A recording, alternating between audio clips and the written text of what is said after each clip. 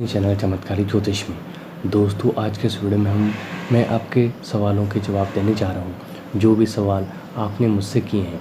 तो दोस्तों, अगर आप भी अपने बारे में कुछ जानना चाहते हैं या आप अपनी कुंडली का विश्लेषण करवाना चाहते हैं तो आप इस चैनल से जुड़ सकते हैं। तो वीडियो को ज़्यादा से ज़्यादा शेयर करें। जो भी वीडियोज़ को ज़्यादा लाइक और शेयर करेंगे उनके सवालों के जवाब दिए जाएंगे। तो सबसे पहले हम हरीश जी की कुंडली का विश्लेषण करने जा रहे हैं। इनकी डेट ऑफ बर्थ है 8 नवंबर 1996, 8:50 PM, कानपुर। तो इनके सवाल हैं, गुरुजी मेरे आपसे 2 सवाल हैं कि पहला सवाल है, क्या अपने जीवन में मैं मेहनत करके महाधनी आदमी बन पाऊंगा, और दूसरा है कि मेरी शादी के योग कब तक हैं, क्या मेरी पत्नी है एक अच्छे घराने से होगी। तो इनकी कुंडली की तरफ रुख करते हैं। तो इनकी कुंडली है जो कि मिथुन लगन और कन्या राशि की है। तो लगन की इनकी डिग्री 15 डिग्री पे लगन है, बली अवस्था में है। तो इस कुंडली के लग्नेश जो कि बुध हैं, तो अपने मित्र शुक्र के घर तुला राशि में सूर्य के साथ बुध आदित्य योग बना कर बैठे हैं। तो लग्नेश जो कि केंद्र के स्वामी त्रिकोण में बैठे हैं, जो कि अति कारक हो जाते हैं, इस कुंडली के सबसे अच्छे ग्रह माने जाते हैं। तो इनको अच्छा माना जाएगा। जातक की शिक्षा बुद्धि आला दर्जे की होगी। मिथुन लगन वाले वैसे तो तेज तरार होते हैं। इनकी जो राशि है वो कन्या है। तो कन्या राशि वाले जातक एक से अधिक कार्य कर सकते हैं। ये दूसरे लोगों से अलग ही नज़र आते हैं। तो मैनेजमेंट का गुण इनमें बाकी राशियों के मुकाबले अधिक होता है। लग्नेश बुध पंचम भाव में अच्छी स्थिति में है। मंगल इनकी तीसरे भाव में विराजमान है, जो कि कारक तो नहीं है, पर अपने मित्र सूर्य की राशि सिंह में कारक भाव में बैठे हैं। तृतीय भाव जो कि भाइयों का घर होता है, पराक्रम का कारक होता है, और मंगल पराक्रम के कारक हैं। तो कन्या राशि में सुख भाव में 3 ग्रहों की युति है। चंद्र शुक्र यहाँ पे बली होते हैं। दोनों स्त्री ग्रह हैं। राहु इन दोनों ग्रहों को पीड़ित कर रहे हैं। राहु आपके कामकाज में दिक्कत डालते हैं। ये स्थिति आपके परिवार, आपके माता जी की सेहत के लिए ठीक नहीं है। सूर्य आपके तीसरे भाव के स्वामी त्रिकोण में विराजमान है, जो कि नीचस्थ हैं। सूर्य वैसे तो इस लगन में कारक नहीं, वे आपके व्यक्तित्व, आत्मविश्वास, मान सम्मान में कमी करेंगे। आपकी सफलता में रोड़ा बनेंगे। बृहस्पति 2 केंद्रों का स्वामी होकर केंद्र में आपके सप्तम भाव में विराजमान है, जो कि भाव हानि करेगा। बृहस्पति शनि से भी दृष्ट हो रहे हैं, जो पीड़ित हो रहे हैं। तो बढ़ते हैं आपके पहले सवाल की ओर। तो आपने पूछा कि क्या मैं जीवन में महाधनी बन पाऊंगा। तो आपके धनेश चंद्र अपने कारक भाव में बैठे हैं, पर यहाँ पे राहु और शनि से दृष्ट हो रहे हैं। राहु के साथ युति करके बैठे हैं और शनि से दृष्ट हो रहे हैं। इसका मतलब है कि आप महाधनी तो बनेंगे, पर इसके लिए आपको मेहनत अधिक करनी पड़ेगी। आपके लिए सलाह है कि आप घर से जितना दूर कार्य करेंगे, चाहे आप घर से दूर रहें, किसी और सिटी में चले जाएं या विदेश में चले जाएं, तो उतना ही आपके लिए अच्छा होगा, उतने ही आप कामयाब होंगे। आपके लावेश मंगल तृतीय भाव में बैठे हैं, जो कि अच्छी अवस्था में है। तो आप अपनी सेहत से धन अर्जित कर लेंगे, बस आपकी मेहनत आला दर्जे की होनी चाहिए। आपका दूसरा सवाल है कि आपकी मैरिज कब होगी और आपकी पत्नी कैसी होगी। तो आपकी मैरिज 2020 के एंड में होने वाली है। अभी समय थोड़ा ख़राब है, तो सही समय का इंतज़ार करें। आपकी पत्नी धार्मिक प्रवृत्ति की और एक अच्छे घराने से होगी। मैरिड लाइफ में थोड़ा मतभेद होगा, तो आपकी खूब जमेगी। तो अब बात करते हैं हरीश जी की कुंडली के प्लस पॉइंट और नेगेटिव पॉइंट। क्या इस कुंडली के प्लस पॉइंट हैं और क्या बैड इफ़ेक्ट हैं। तो सबसे पहले अच्छी बातों के बारे में विचार करते हैं। तो इस कुंडली में लग्नेश बली हैं, जो अच्छी स्थिति में है। भागेश केंद्र में है, जो जातक को भाग्य का साथ मिलेगा। तो जातक की नौकरी बहुत अच्छी है। तो पत्नी से लाभ होगा। अगर जातक अपनी पत्नी की सलाह लेता है, उसको लाभ होने वाला है। मंगल अच्छी अवस्था में है, तो दशम भाव को देख रहा है। तो इस कुंडली के नेगेटिव पॉइंट क्या है। तो सूर्य पीड़ित है, तो जातक के आत्मविश्वास में कमी, उच्च अधिकारियों से मतभेद और तरक्की में रुकावट है। तो राहु शनि का दुर्योग बन रहा है, आपस में दृष्टि संबंध है तो दुर्घटना के योग हैं।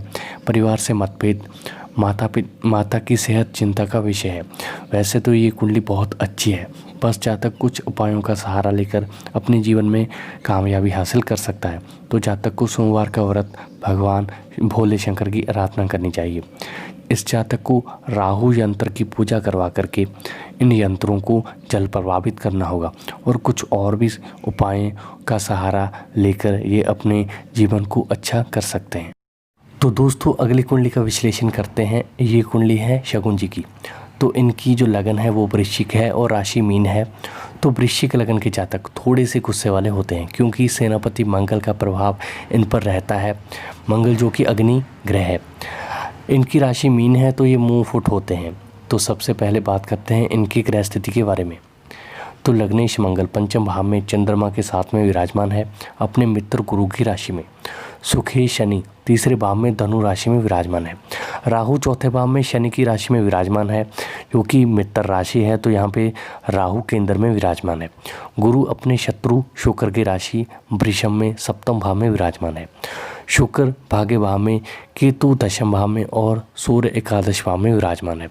तो पहला इनका सवाल है कि रोग को लेकर क्या रोग इनकी कुंडली में चिंता का विषय है। तो रोग भाव के स्वामी इस कुंडली में लग्नेश मंगल बनते हैं जिनको छठवें भाव का दोष नहीं लगेगा। मंगल यहाँ पे अपने से 12वें का संबंध जरूर बना रहे हैं। मंगल इस कुंडली में रोग का स्वामी है और रोग का कारक भी मंगल बना, पर रोग के लिए आपको चिंता करने की ज़रूरत नहीं है।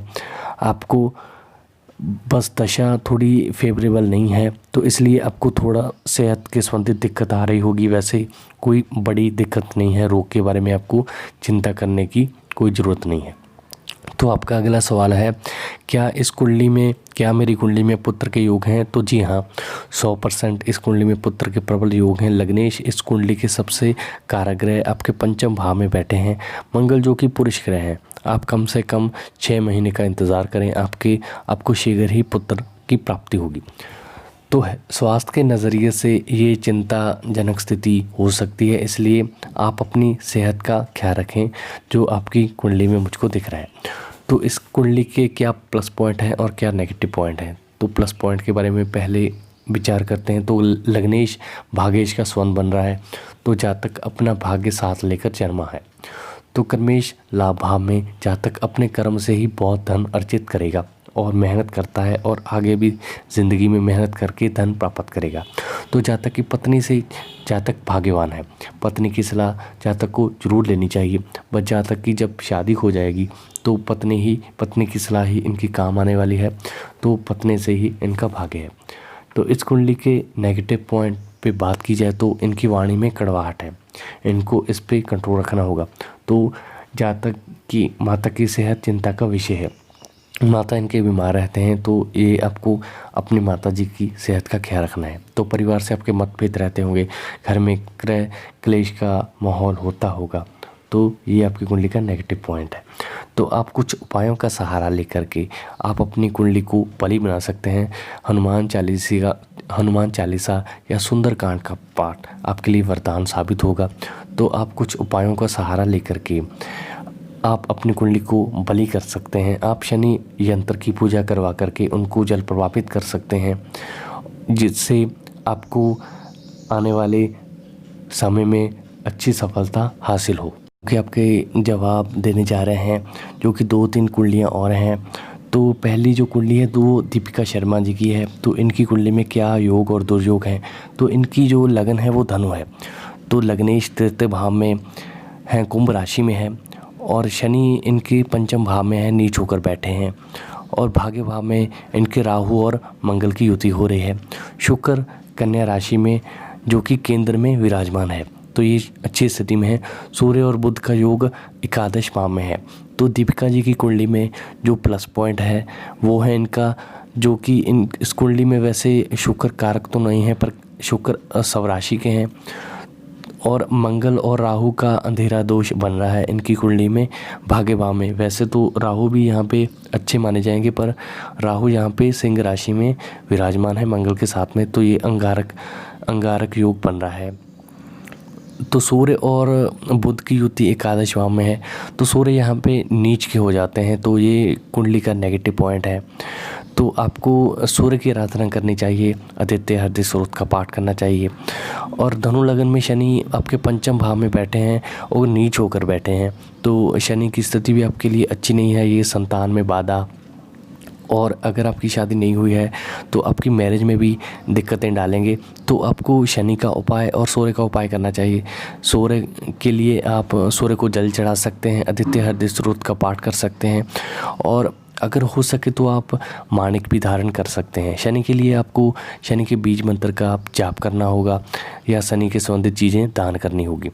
तो अगला जो सवाल है, तुला लगन में 7th लॉर्ड मार्च और 3rd Lord Jupiter 12th house में बैठे हैं, और 8th हाउस में केतु की दृष्टि पड़ रही है मार्च और जुपिटर पर, तो क्या रिजल्ट होगा। तो तुला लगन में मंगल मार्केश हैं और गुरु षष्ठेश हैं, जो कि दोनों ग्रह इस कुंडली में कारक नहीं है। राहु अष्टम भाव में है, तो मंगल सप्तमेश है, जो कि पत्नी और व्यापार के स्वामी है, और जो आत्मविश्वास छोटे भाई बहनों के कारक हैं। तो आप में कॉन्फिडेंस की कमी होगी, छोटे भाई बहनों से संबंध आपके खराब होंगे। बृहस्पति प्रतियोगिता रोग का स्वामी है, और यहाँ से नौकरी का भी विचार होता है, तो वो भी अच्छी स्थिति में नहीं है। तो सेहत के नज़रिए से ये ठीक नहीं है, क्योंकि राहु आपके अष्टम भाव में है, तो ये आप अपनी सेहत का ख्याल रखें। तो इसका निष्कर्ष ये है कि तुला लगन में दोनों ग्रह कारक नहीं है, और 12वां भाव जो कि खराब भाव माना जाता है। दोनों मंगल और बृहस्पति 12वें भाव में बैठे हैं, दोनों कारक नहीं है। तो बृहस्पति अपने संबंधित चीज़ों जैसे ज्ञान का व्यय, आपकी नौकरी का व्यय, और आप हो सकता है गलत आदतों में पड़ जाएं। और मंगल जो कि पराक्रम का कारक है, छोटे भाई बहनों का कारक है, तो छोटे भाई बहनों से संबंध खराब होंगे, और आपके आत्मविश्वास में कमी होगी। तो ये स्थिति आपकी कुंडली के हिसाब से सही नहीं है, तो इसको अच्छा नहीं माना जाएगा। तो अगला जो सवाल है, यदि नमेश सूर्य और दशमेश बुध युति करके धनु लगन में प्रथम भाव में बैठ जाए तो क्या परिणाम होंगे। तो धनु लगन में सूर्य जो कि कारक ग्रह हैं, सूर्य इस कुंडली के भागेश हैं, और बुध के साथ लगन में बैठे हैं, तो ये इसको अच्छा माना जाएगा, क्योंकि सूर्य आपकी दृढ़ इच्छा शक्ति में वृद्धि करेंगी। आप जो भी निर्णय लेंगे वो कठोर लेंगे, और आपका निर्णय सही होगा, और अपने आत्मविश्वास से ज़िंदगी में सब कुछ हासिल कर लेंगे। तो ये अच्छी स्थिति है। तो इसको बुध आदित्य योग आपके लगन में बन रहा है, तो ये बहुत ही अच्छा है। तो हो सकता है आप व्यापार में भी किसी व्यापार में अच्छा कामयाबी हासिल कर पाएँ। तो दोस्तों ये थे आपके पूछे हुए सवाल। तो दोस्तों उम्मीद करता हूँ आपको मेरा ये वीडियो पसंद आएगा। अगर आप भी अपनी कुंडली का विश्लेषण करवाना चाहते हैं, अपने बारे में कुछ जानना चाहते हैं, तो आप वीडियोस को ज़्यादा से ज़्यादा लाइक और शेयर करें, तो आपके सवालों के जवाब भी लिए जाएंगे।